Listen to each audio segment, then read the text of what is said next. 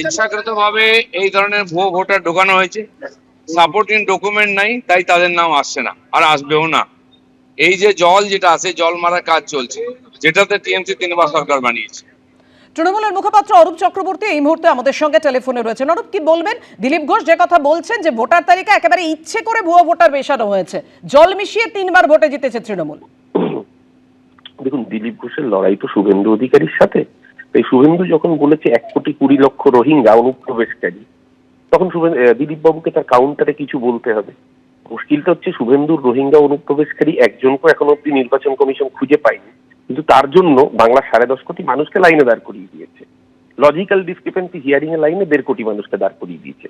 আর দিলীপ ঘোষ এই মন্তব্য করছেন এখন দলের মধ্যে নিজের প্রাসঙ্গিকতা বজায় রাখতে। যদি কোনো ভুয়ো ভোটার থেকে থাকে, নির্বাচন কমিশন তালিকা দিতে পারলো না কেন, ড্রাফট লিস্টে কেন তার কোনো তথ্য এলো না, পুরোটাই আসলে একটা মিথ্যে ন্যারেটিভ তৈরি করে যত বেশি সংখ্যক মানুষের নাম কাটা যায়। আর দিলীপদার একটা পার্সোনাল এজেন্ডাও রয়েছে। দিলীপদা কদিন আগে ব্রাত্য ছিলেন, ওনার নিজের জায়গায় মেদিনীপুর থেকে সরিয়ে দিয়ে ওনাকে হারিয়ে দিয়েছে শুভেন্দু অধিকারীর লবি। আজকে দিলীপ বাবুর স্ত্রী সম্ভবত রিঙ্কু দেবী নিউ টাউনে বিজেপির অফিসে গিয়ে বায়োডাটা জমা দিয়েছেন প্রার্থী হওয়ার জন্য। আমি দিলীপ বাবুকে অনুরোধ করব যে বাংলা বিরোধী বিজেপিকে তো বাংলার মানুষ এবার বিদায়ক নিশ্চিত করে দিয়েছে, কিন্তু আপনি যখন প্রার্থীপদ হিসেবে যদি আপনার স্ত্রীর কপালে প্রার্থীপদ জোতে নমিনেশন দিতে যাওয়ার আগে জগন্নাথ মন্দিরে গিয়ে প্রণাম করে পুজো দিয়ে তারপর যাবেন, যেই মন্দির মমতা বন্দ্যোপাধ্যায় তৈরি করা, যেখানে উদ্বোধনে আপনি সবচেয়ে গিয়েছিলেন। দিলীপবাবুর রাজনৈতিক জীবনের শুভকামনা আমি চাইতে পারি না, কারণ ওনার দলটা বাংলা বিরোধী, কিন্তু দিলীপবাবুর এই মন্তব্যগুলো আসলে শুভেন্দু অধিকারীর বিরুদ্ধে মার্কেটে ভেসে থাকার চেষ্টা ছাড়া কিছু না। এতে বাংলার মানুষের হয়রানি বাড়বে, আর বিজেপি যত এই করবে তত বেশি করে বাংলার মানুষ ওদেরকে আরো বেশি ব্রাত্য করবে, এবং এবার বিরোধী দল হওয়ার ক্ষমতাটুকুও বিজেপির থাকবে না। ধন্যবাদ অরূপ বাবু। এসআইআর এর শুনানি শেষ, আপনারা জানেন, আর 9 দিন বাদেই চূড়ান্ত তালিকা। কিন্তু কত নাম বাদ যাবে? 27 লক্ষের নথি ফের যাচাই করাতে বললেন পর্যবেক্ষকরা, এমনটাই সূত্রের খবর। অর্থাৎ সংখ্যাটা হচ্ছে 27 লক্ষ, যাদের নথি ফের যাচাই করার কথা বলেছেন পর্যবেক্ষকরা। আরো 50 লক্ষ ভোটারের ভাগ্য এখনো ইআরওদের হাতে। কমিশনের চাওয়া তথ্য না আসায় অমীমাংসিত 50 লক্ষের ভাগ্য, এমনটাই সূত্রের খবর। এইআরওদের ভুলে আপলোড হয়নি 1,14,000-এর নথি, অর্থাৎ এই লক্ষাধিক ভোটারের 60% অবৈধ মনে করছে কমিশন। কত নাম তাহলে বাদ যেতে চলেছে জানাবেন আমাদের প্রতিনিধি রুমা পাল আমাদের সঙ্গে রয়েছে। জানাও রুমা। দেখো, বলে রাখি, কমিশন এরকমটা বলেনি যে কত নাম বাদ যাবে, তবে এটা ঠিক যে তথ্য সামনে আসছে তাতে মনে হচ্ছে যে এই নামগুলো বাদ যেতে পারে।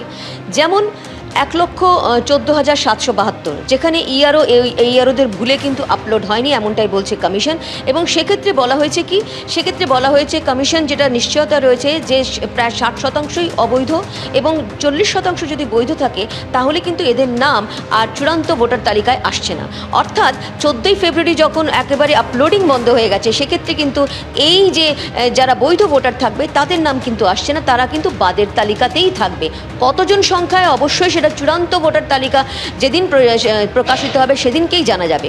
অন্যদিকে জানিয়ে রাখি, 27 লক্ষের এরকম নাম পাওয়া গেছে, যেখানে কিন্তু পর্যবেক্ষকরা আবারও যাচাই করতে বলা হয়েছে এবং ভেরিফাই করা হচ্ছে।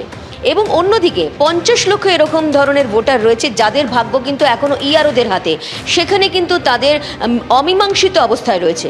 এবং এটাও ঠিক যে 2,43,000-এর মতো যারা ভোটার রয়েছেন তাদের কিন্তু অযোগ্য বাতিলের তালিকায় এখনও রয়েছে, অর্থাৎ তাদের ডকুমেন্টস বৈধ নয়, এমনটাই কিন্তু কমিশন জানিয়েছিল। তবে পুরো প্রক্রিয়াতে কতজন বাদ যাবে সেই নিয়ে কিন্তু কমিশন এখনও কিছু বলেনি। তবে বিভিন্ন ধাপে ধাপে যে রয়েছে সেখানে দেখা যাচ্ছে যে কয়েক লক্ষ মানুষের কিন্তু এখনও ভাগ্য সেটা অনিশ্চয়তার মুখে রয়েছে। অন্যদিকে আরও একটা তথ্য দিয়ে রাখি, যেখানে দেখা যাচ্ছে যে কমিশন বেশ কিছু সার্টিফিকেট কিন্তু তারা বাইরের রাজ্য থেকে তারা কিন্তু ভেরিফাই করাচ্ছে। কোনো ভোটার যদি এখানকার ভোটার হয়ে থাকে বা তাদের যদি কোনো সার্টিফিকেট যদি অন্য রাজ্যের হয়ে থাকে, ভিন রাজ্যের, সেখান থেকেও কিন্তু তারা ভেরিফাই করাচ্ছে। এবং সবথেকে বড় কথা হচ্ছে সেই ভেরিফিকেশনের জন্য কিন্তু এখনও আসেনি, সেই ভেরিফাইড হয়ে কিন্তু সার্টিফিকেট এখনও আসেনি, এরকম সংখ্যাও কিন্তু প্রায় 1 লক্ষের মতো। এবং সেক্ষেত্রে সবথেকে বড় প্রশ্ন, তাহলে কি হবে? আর 2 দিন মাত্র বাকি রয়েছে, যেখানে স্ক্রুটিনি চলছে, স্ক্রুটিনি শেষ হয়ে যাবে। তারপর কিন্তু একেবারে 28শে ফেব্রুয়ারিতে গিয়ে সেখানে চূড়ান্ত ভোটার তালিকা প্রকাশ পাবে। এই তার মধ্যেই কিন্তু যখন যা সমস্ত তথ্য যাচাই হয়েছে বা স্ক্রুটিনি হয়েছে ইসিআই এর কাছে পৌঁছবে, ইসিআই সেটা কিন্তু রোমা, সবুজ। তোমাকে বিরত করে একটু জানতে চাইছি, এই যে ইয়ারোদের ভুলে 1,14,000-এর নথি আপলোড হয়নি, তাদের ক্ষেত্রে কি হবে, তাদের ভবিষ্যৎ কি?